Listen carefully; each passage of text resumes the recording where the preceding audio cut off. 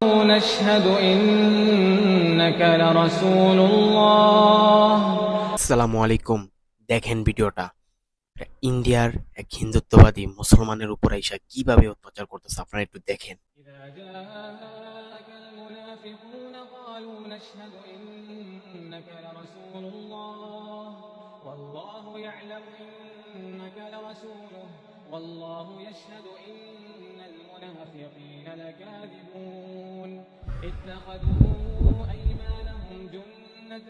ভাই এটা আমাদের সুন্নত, এটা নবীর সুন্নত।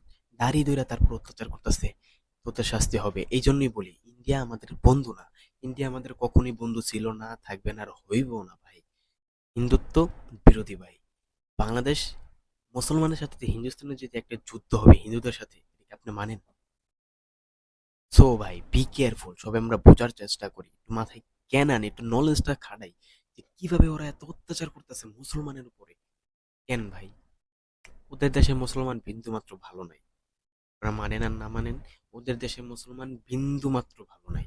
সবাই আমরা বোঝার চেষ্টা করি। আর India out, Hindustan out. Bangladesh থেকে সবাই আমরা ইন্ডিয়া ভয় করতে চাই।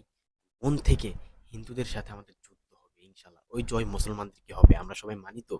ইনশাল্লাহ জয় আমাদের হবে। সবাই প্রস্তুত হই জয়ের জন্য। এসব হিন্দুদের যেসব উগ্রবাদী হিন্দুত্ববাদ, যারা এই যে এইসব কাজগুলো করতেছে, মানে নবীদের সুন্নত নিয়ে টানাটানি করতেছে, ওদেরকে ওই সময় খুব পস্তাইতে হবে। তো ভালো থাকে সবাই, বি কেয়ারফুল। আল্লাহ হাফেজ।